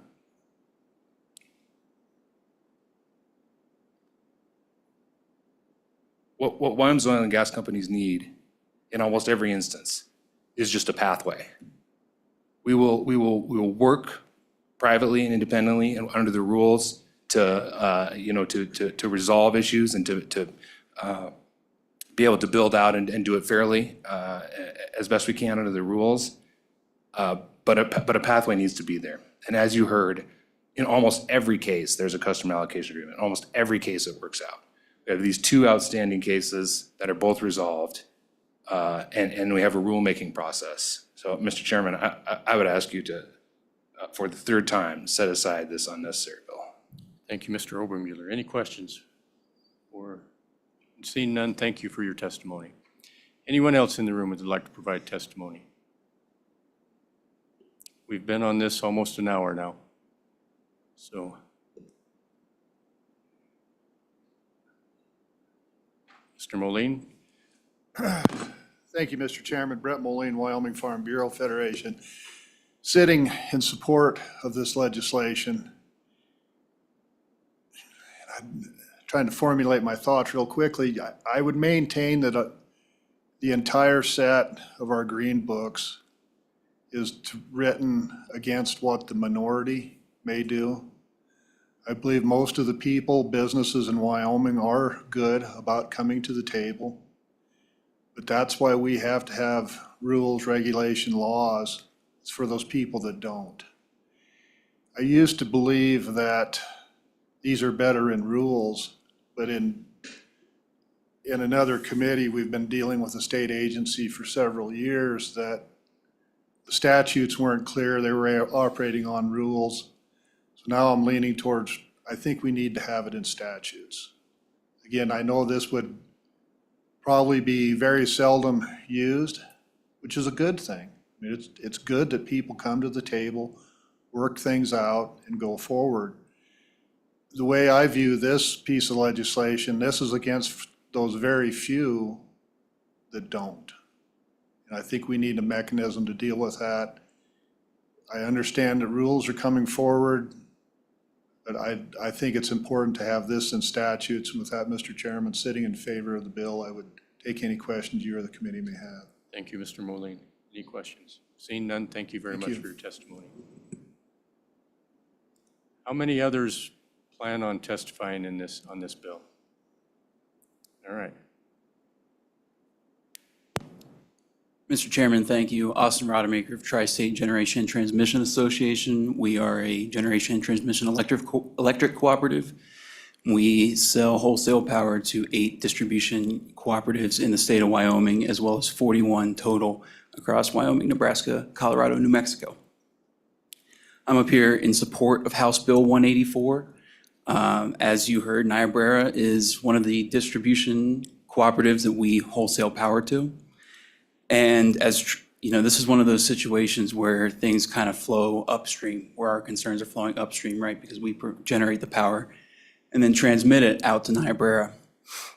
When we have concerns about territories being violated, loads being lost, third parties poaching loads that are supposed to be served by our member owners, that really puts a pause for Tri-State when it comes to determining whether or not we want to invest in Wyoming. So whether we want to build new generation in the form of many different options, that could be fossil fuels, that could be renewables, whether we want to build new transmission to help serve these loads and to get more power out there into the state of Wyoming, it becomes a big concern for us if we are unsure about where these loads are going to go and who's going to serve these loads. Furthermore, I do want to make a note that this bill has indeed been brought before the legislature before, but the most recent instance, it was voluntarily withdrawn to try to bring all parties to the table to negotiate something, a concept moving forward. But obviously, we have brought this bill back because that has not happened before. And one other note is that, you know, the language does not prevent us from vetoing the construction of any sort of oil and gas project. All it requires is that everybody comes to the table, that there's a customer allocation agreement. And if that can't be done, or if that's violated, then there's civil action to follow. And with that, Mr. Chairman, I'll stand for any questions. Thank you. Any questions for Representative Campbell? I'm just at a loss here, because what I'm seeing is you guys don't want any poaching, don't want any encroachment, but you're willing to shut down infrastructure because you guys can't afford to build the infrastructure needed. So I guess I'm at a loss, because I look at the oil and gas companies and they're gambling too. So where is it sounds to me like you guys are just putting the oneness on them, saying, yes, we're 20 miles away from your project, but you're in our territory, so we're gonna demand that you pay for our infrastructure to build to this point. What's to prevent that? Because I mean, that's not really fair to our developers. Austin? Mr. Chairman, Representative Campbell, I mean, I think you heard earlier from Mr. Wasserberger, right, that there was a situation before, and this has happened many times before, where there's a project on the edge of a certificated service territory that doesn't make sense. So in the instance that Mr. Wasserberger earlier mentioned about, it was on the edge of the Niobrara territory, but closer to and better served by an IOU, which based on maps, I'm assuming is Rocky Mountain, but I'm not entirely sure. And then so that, in that situation, they set up a customer allocation agreement with Rocky Mountain Power, in which Rocky Mountain Power then served that electrical load because that was the more economical option for the oil and gas company. So that's what, this bill does not stop building of oil and gas projects. It simply requires that the customer allocation agreement is in place if it's going to come from an outside an outside utility. All right, thank you. Tanner, anyone online? Not on the subject, Mr. Chairman. All right, thank you.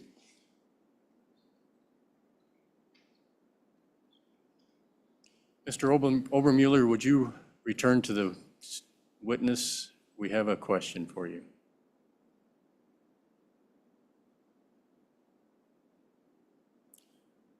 I could call it the hot seat, but I don't think it's very warm.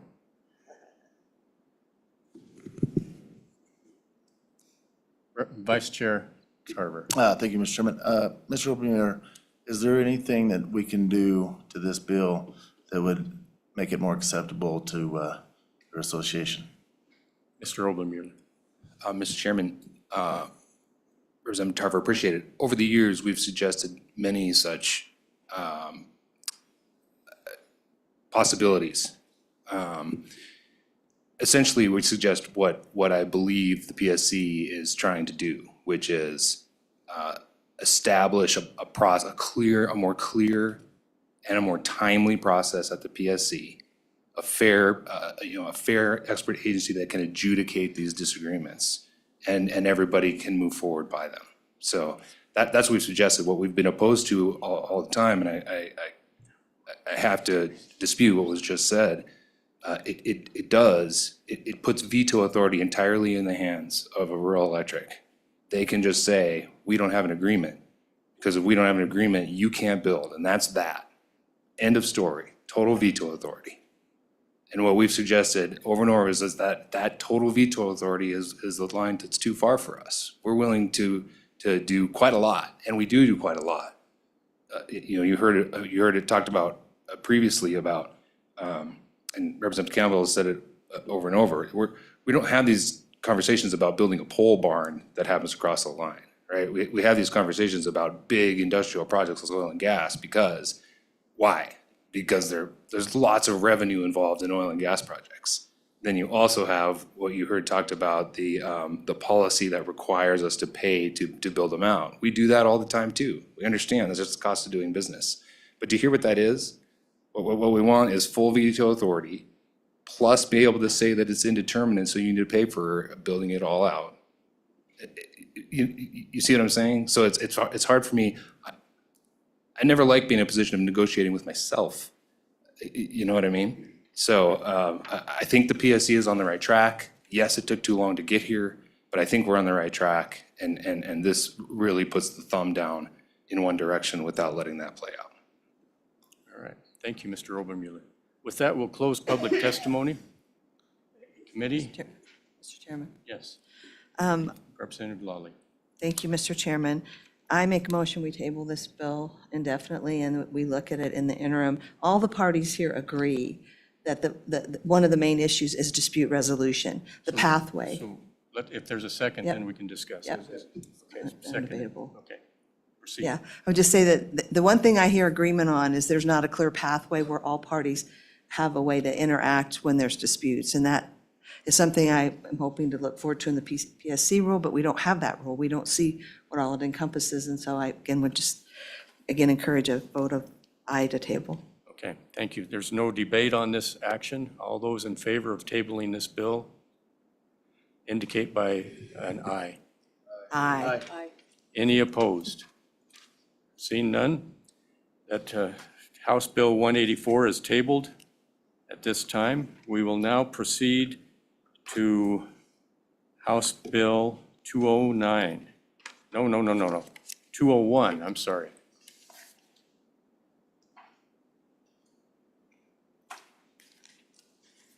Representative, thank you for being here. Representative Wasserberger. Would you introduce us to your bill? State your name for the record, please. Thank you, Speaker Chairman Heiner. My name is Jacob Wasserberger, representative of House District 11. And today what I have here to present to you is the state funds investment in Bitcoin. What this bill does is that it gives the state, I think I got to be careful of the title that I give, the gentleman that manages the money in our state. What this bill does is that it opens him up to the opportunity to allow for some allocation of the permanent funds to be moved over into the commodity known as Bitcoin. So when you look at this bill on page 5, you can see here that the general fund of the bill would just be allowing to allocate just 3% is the maximum he could do, or he could do 0 if he decides that he's uncomfortable with putting any allocation into Bitcoin whatsoever.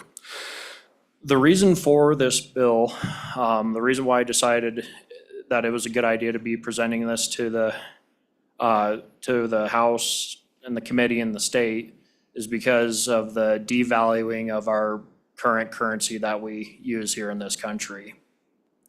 With, if you were to take an allocation, there was a study done by the Satoshi Nakamoto Fund out of Oregon. And what they did was they did a study allocation of the amount of Bitcoin and gold from the years 2018 to the years 2024. And what they had found is with an allocation of some of the funds of a 10 million fund, just 3% of it going to Bitcoin, was that they were able to outperform the rate of inflation that was diminishing inside of their fund. So that current fund had just only had short-term treasury bonds. And while those are considered 0 risk because there's no gain or loss to the bond, the amount of interest that was paying out on those bonds was not paying enough to outpace the rate of inflation. So with the allocation of having just 3% moved over into Bitcoin, they were able to find that they were able to outperform the rate of inflation by, I believe, around 8 to 10%. Now, gold was able to do the same thing, but it required a higher amount of allocation to be able to outpace the rate of inflation, with gold being at an allocation of 16%, while Bitcoin was just at the allocation of 3%. And so that is what I have. And then if you look on page 4, it'll tell you about the way that we contain the Bitcoin. And pages before that, you can also see the other options that we have on how to hold the Bitcoin. One of the options I have on, I believe, page 4 is allowing for just our elected official to be able to just hold this asset just through a exchange traded fund that's traded on our that's accepted through the Securities and Exchange Commission. Or if we were to decide to go the other route where we were going to have the actual physical cryptocurrency known as Bitcoin, we would have 2 geographically diversified secured data centers located to storing this asset. The reason for that being is so we have that extra security on where we keep our reserves. I do have it restricted from being able to be controlled or held on a cellular phone for that reason, to also ensure that extra security and to ensure that we have it safely secured on our data centers.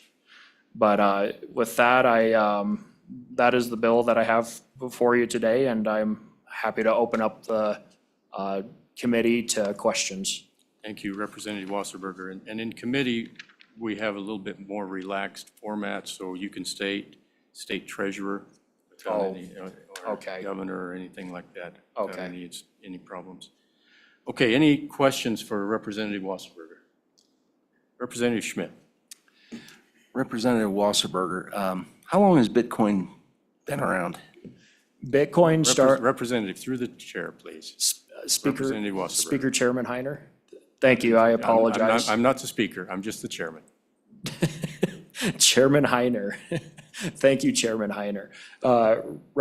Representative Schmidt, to answer your question, Bitcoin was started in the year 2009, and that was, if you look at the peer-to-peer papers that allocate to the invention of it. That was due to the loss of the faith in the US dollar due to the economic crash of 2008. Follow up? Representative. Thank you, Mr. Chairman. So that's been 15 years, 16 years. Has any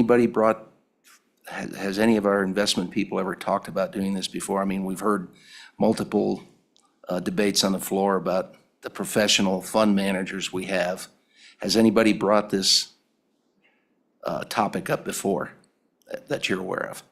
Representative Wasserberger.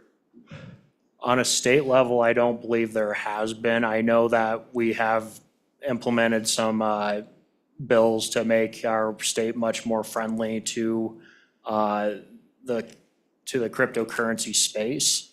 As far as on a federal level, it was the year, I believe, 2018, when we first started allowing for hedge fund managers to kind of start breaking into the space of into the space of Bitcoin and other cryptocurrencies. And then I believe it was the year 2020, I think, when we first, it was just within the last couple of years when we first made our first Bitcoin exchange traded fund that tracks the spot price of Bitcoin on the public stock market. Representative Schmidt, any follow-up? I'm finished. Thank you. All right. Thank you, Mr. Chair. Representative Campbell, you had a question? Nope, he answered. All right. Representative Knapp. Thank you, Representative Wasserberger. I just had one question. What the 3%, where did you get that figure from? So okay, so the. Representative Wasserberger. Oh, I'm so sorry. Chairman Heiner, thank you. Representative Knapp, that comes from the Satoshi Nakamoto Fund, which is a study group that studies inflation, consumer price indexes out of Oregon. And so they actually did this study with gold as well and doing different allocations. And I don't have that paper available for you, but I have it on my phone here and I can show you the differences in the allocations. But 3% was what they had found was the amount needed in order to outpace the rate of inflation. And gold does the same thing, but you need an allocation of 16%, and that's on a study between 2018 to 2024. Thank you. Any other questions? Representative Weber, please. Thank you, Mr. Chairman. Representative Wasserberger, what was your conversation with State Treasurer Meyer like about this bill? Representative Wasserberger. Chairman Heiner, thank you. Representative Weber, I've had this conversation with the treasurer and he was on the exact same page with me. He was very impressed that I was aware that the amount that I wanted allocated was just 3%. And the way that this bill is structured is the treasurer will have the say on how we operate this new investment asset class. And he'll assign the positions needed to securely invest into this asset class. The biggest concern he had was having the legislature tell him to invest into this asset class. The way the bill is structured, though, is that it's just going to open up the opportunity for him to choose to do so if he wants to. If he chooses to put zero into it, that's his own choice. And the reason why I did that is because every investor is different with their level of comfortability. Someone like me might be very comfortable investing 3%, where somebody maybe that isn't as familiar with the asset class isn't really comfortable with investing in it because it's not their area of expertise. And so that's why I have it set up to where the treasurer makes that choice, how much he wants allocated into the asset class. Follow up? Thank you. Vice Chair Tarver. Mr. Chairman, thank you. Representative, could you explain to us what gives Bitcoin the ability to have value and maybe some differences between it and other gold, silver? What do you feel the advantage is here to Bitcoin? Could you explain that? to us. Representative Wasserberger. Representative Heiner, thank you. Representative Tarver, so, it could be easily argued that nothing truly has intrinsic value other than just our faith and imagination. But what gives Bitcoin value, just like it does gold, is energy. It's hard to make, it's very hard to counterfeit, it's got very good durability.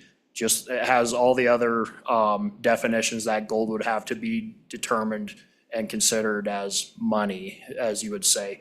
The energy, when we're thinking energy behind gold mining, the energy behind that is all the work it takes to mine it, to mint it, et cetera, et cetera.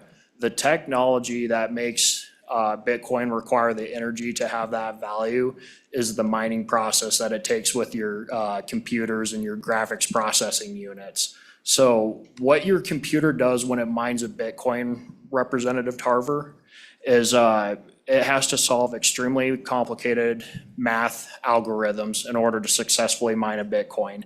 And what that does is that requires a significant amount of energy to make that process happen. And you have to make sure that your hash rate is above what your usage of electricity is per minute in order for it to be profitable. So it is a pretty,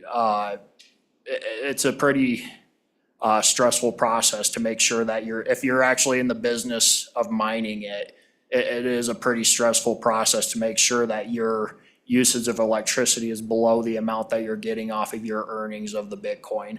And that's what makes this so valuable. The other thing that makes it so valuable, Representative Tarver, is the fact that there's only 21 million that could ever be created.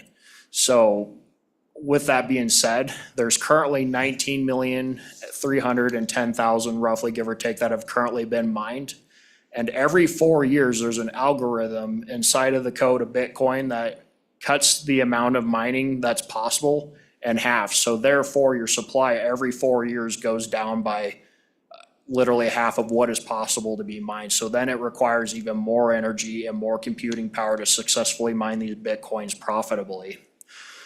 And with that being said, I understand we are at almost every Bitcoin possible being mined, but with that half amount of allocate, that halving that happens every 4 years inside of the algorithm, it's going to take roughly about another 100 years to successfully mine every single Bitcoin that's still out there that's possible to be mined.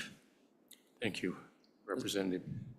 Representative Wasserberger, I'm sure you're aware that there's a risk profile for the public funds that we hold for our taxpayers, for the citizens of Wyoming, and we're aversive to risk.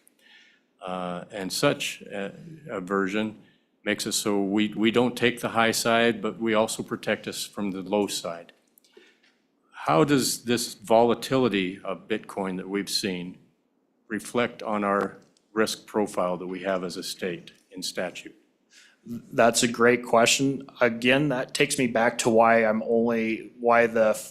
this bill would only allow us to invest up to 3% of the funds, because that is the risk that's allocated with Bitcoin, is the volatility that's behind it.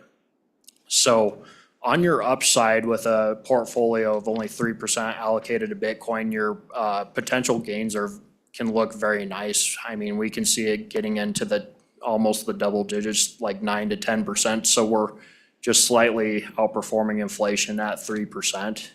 But then on your downside, a 3% loss, even if it goes down to zero, is not a significant loss to a portfolio. All right, thank you very much. Appreciate you being here.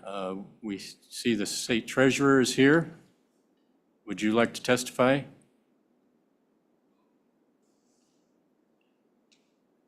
Mr. Chairman, would you like me to step? Yes, thank you.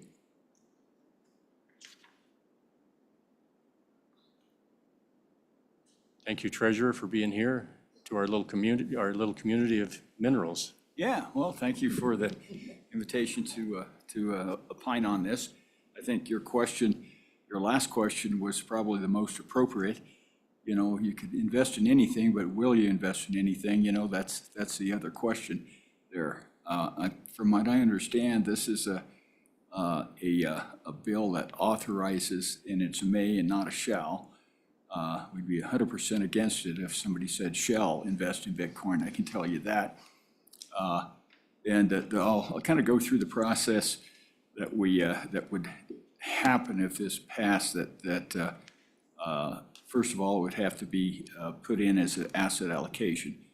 That process involves the Investment Funds Committee and the treasurer, and who are the legislative liaisons, are once a year going through about a day to day and a half process, along with RBK, our consultant, and trying to get the highest return on a risk-adjusted basis. And, we look at gold, we look at these other alternatives. Right now, those different alternatives probably wouldn't end up in the asset allocation, especially at 3%. But, there is a possibility at some time. One of the big risks that I see in Bitcoin is the concentration of the holdings with a few people. The original founders of that, when you could mine it cheap, they mined a lot of it. So they have a large percentage of the holdings. And I would think that depending on how they market that large percentage of the holdings from time to time, you could have some extreme fluctuations. So, I guess if I had holdings like that, I'd wait till it got as high as I thought it possibly could. And you'd see a nice little shove and I'd cash out, and then it would probably fall down. So that's where you have, I think, a risk of the volatility is in the percentage of the holding. It's like if we held in Wyoming, 30 or 40% of one company, one commodity, and it got a lot higher than we thought it should be, we could actually move the market. And in fact, that actually kind of happened one time there during the COVID era when we got down to, when the market dropped to about 22%, we shoved about a little over 500 million in that thing. And you could see a bump in the market of almost 2% for, about probably day and a half. And then it kind of worked its way through. So, even a small thing of a $500 million all put in at one time can make a difference. So, from the standpoint that it's a May, it doesn't give me a lot of concern, but, I would say rather than looking at it, those are things that, I would say that to make sure that it goes through the process that I just described, that it has to be in our IPS, it has to be in the asset allocations, that the treasurer at their own whim can't necessarily buy the stuff. And that's how we're set up now in the statute. As long as it comports with all of the statutes, there's a considerable amount of, I guess I would say, insulation from making a wrong turn on it. Mr. Treasurer, did this request originate in your office as a way to help your investment portfolio success? No, there's a few of the folks in there that, had been contemplating it for a year or so, but it wasn't anything that, when we look at some of the things that give us the highest returns, those are some different co-investing and different companies that we can buy in different areas or a fairly large concentrated share. But when we look at that, those are things that we probably wouldn't invest more than 100 million, and 100 million is considerably less than 3% of that. Thank you, Mr. Treasurer. Any questions for the Treasurer? Thank you for being here. This is important. Yeah, Appreciate well, your I think comments. you hit it on the nose when you're talking about the risk-adjusted return, and we've got a lot of insulating factors. The likelihood of these things getting into our investment are fairly slim, and they bear a lot of scrutiny doing that. Appreciate your oversight. Yep. We will, Mr. Chairman. yes. Thank you. I'm Dawn Williams, Deputy State Treasurer. We're also joined today by our Chief Investment Officer who wanted to make a few comments about this bill. He's online, and while he's being brought in, I'd like to request within the bill that in section F on page 6, there is a directive to us to promulgate rules necessary to implement this act. We don't see the necessity of that. The way that we invest is what the treasurer said. We have our own set of rules. It's called the Investment Policy Statement for the state of Wyoming. It's developed in conjunction with our staff, our professionals, our investment funds committee, who are the volunteer advisory group of professionals, as well as the state loan and then ratified by the State Loan and Investment Board, which is comprised of the state 5 top elected officials. So those are our rules. We just really don't need those. We don't really need that section. And that is again repeated in a directive in section 3, the state treasurer shall promulgate rules. I'd like to reiterate that we have not solicited this bill, nor have we solicited any bill that would tell us how to invest the state's funds. As I said, we have quite a robust, and the treasurer also referred to the robust selection process for selecting assets. We have to follow the prudent investor rule. We have a mandate to invest in assets that minimize volatility, as the chairman said, and we have to keep in mind the highest risk-adjusted basis. And so that's how we make our decisions, Mr. Chairman. Thank you, Ms. Williams. Appreciate you being here. And I see that Mr. Fleming is online. Mr. Fleming, would you proceed, introduce yourself and proceed with your testimony? Yes, thank you, Mr. Chairman. My name is Patrick Fleming. I'm CEO for the Treasurer's Office.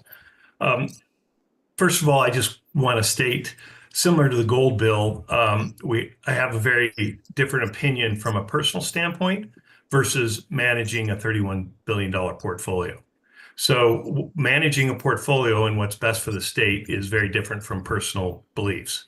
So with that, Mr. Chairman, could you clarify D for me? Because the way I read this, under D, it says that the treasurer shall invest. Could I get a clarification on that? Mr. Fleming, typically we don't ask the committee questions. This is an opportunity to receive testimony. Mr. Chairman, the way I read the bill is it does force us to invest because of the word shall in D. The treasurer shall invest in Bitcoin, which is problematic from the treasurer's standpoint and everything else. So I just want to state that off. Also, just to comment some of the previous comments that have been made, we have over $4 billion in non-dollar securities. So it's not like if the dollar has a problem that we do not have other options on it. In fact, the dollar has been extremely strong. We're close to, near multi-year highs in the dollar right now. Inflation, when they're talking about beating inflation, inflation has averaged 2.6% over the last 20 years. We beat inflation handily. That beating inflation has not been a problem on a long-term basis, so that's not the concern. Getting back to your comment of intrinsic value, the difference for what we do is we do not invest in assets that do not have intrinsic value. And I'll take exception to saying all assets don't have intrinsic value. The way that we're working right now is if you have a stock that pays a dividend or you have a bond that pays a dividend, you can ascertain what the intrinsic value is. You understand what the company is worth, the value of that versus other assets. With Bitcoin, you can't do that with that type of crypto, whether it's, Bitcoin, Solana, Cardano, name your poison on it. That is something that you just cannot ascertain. That's problematic. Volatility, which you mentioned, Bitcoin has 2 to 3 times the volatility of the S&P. That's a problem for us because with our asset, even a 3% weighting would definitely skew our volatility weighted returns, how much that we can invest in volatile assets. So investing $3 billion in Bitcoin would reduce our equity position by 6 to 9% because of that volatility adjustment. For instance, for those of you that don't know the pricing of Bitcoin, Bitcoin is, over the last 10 years, Bitcoin has been one of the best investments out there. It's just been a moonshot. But when you when you look at the volatility of it, for instance, in 2021, it was down 77%. Those are the types of things that we do not want in our portfolio. I'm a firm believer in crypto and what's going to happen in the future. So when we're settling, whether securities transactions that take weeks and months, lines of credit, all these different things can be instantaneously settled overnight with crypto. And so the difference there is stable coins. And that's one of the reasons why we have Wyoming Stable Token, is because that to me is the future of crypto, because we don't know the volatility of the price of Bitcoin. There is no value to it. But a stable coin is $1 is $1 is $1. That has value. And in something like this, Bitcoin does not pay interest. We need interest-bearing securities because we have a 5% spending policy that we have to meet. And when you don't have a security that doesn't have intrinsic value and doesn't pay anything, it's problematic. At least with a stable token, that you would at least not lose that 4.5% in interest that you have. We would get it on one side minus transaction costs and not have it on the other. So those are the things that we would need to have. So the stress, some of the things that Bitcoin has to offer, crypto has to offer, the uncertainty that you have in that is just problematic. And that's one of the reasons why it would be very, very difficult for us to invest in that type of a security. I'll stand for questions. Mr. Fleming, with the current policies that you have in place, could you, if you wanted to, invest in Bitcoin at this time without this bill? Mr. Chairman, there is a Bitcoin ETF. And so as the treasurer mentioned, if we went through to our consultant and we went through our investment funds committee, and then we got approval from the SLIB, we could. All right, thank you very much. Any other questions for Mr. Fleming? Thank you for your testimony. We have two others on the line. We have a deadline coming up to where we need to be back on the floor. So Tanner, would you bring them in, and we'll only be able to allow 3 minutes for each testimony? Mr. Chairman, we'll have Eric Peterson is the only one left. All right, Mr. Peterson, 3 minutes, please. Hey, good morning. My name is Eric Peterson. I am the Policy Director of Satoshi Action Fund. I'm testifying in favor of House Bill 201, which is discussed would allow the state of Wyoming to invest up to 3% in Bitcoin. Let me start by saying that my admiration for the state of Utah and its leadership in Bitcoin and the broader blockchain industry. I'm often asked in my role which state has passed the most forward-thinking blockchain legislation, and for years my answer has been the state of Wyoming. Allowing states to invest in Bitcoin is a policy idea whose time has come. Across the country, states like Utah, North Dakota, and New Hampshire have already begun hearings on similar bills, and Utah is expected to pass a version of this bill rather quickly. The primary responsibility, as discussed, is for the state to preserve the purchasing power of funds it holds to ensure continued delivery of vital public services. I would like to highlight a paper I recently co-authored and emailed to the committee yesterday. The study examined the impact of incorporating Bitcoin and gold into state rainy day funds compared to direct treasury allocations. Due to inflation, the purchasing power of dollars have decreased by 23% since January 1st of 2018. Incorporating just a treasury strategy, which is a default for many states, states saw a decrease in their purchasing power by 10%.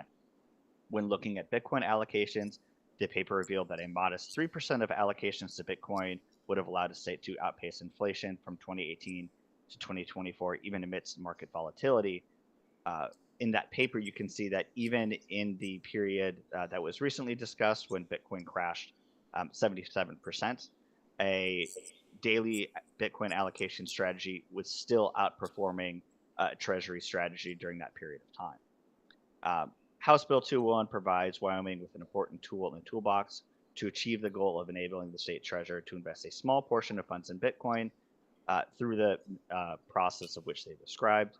I would also like to highlight that this legislation is, of course, just enabling in nature. It does not mandate any investment into Bitcoin or any other asset. Every other bill that we are running across the country follows the same strategy. Additionally, the bill incorporates robust safeguards to ensure responsible management of these investments. They are limited to 3% of certain funds, being the permanent Wyoming Mineral Trust Fund and the permanent land fund. We've also ensured robust holdings of Bitcoin, whether they are in exchange-traded funds or with the Speedy Banks that Wyoming thoughtfully thought to create a few years ago. Mr. Peterson, 30 seconds. Yep, with that, I would like to open myself up to any questions, and thank you so much for the opportunity to testify in front of you today. All right, thank you. Any questions? Seeing none, thank you very much, Mr. Peterson. Tanner, anyone else online? No, Mr. Chairman. All right, with that, we'll close public testimony. Committee, what's your pleasure?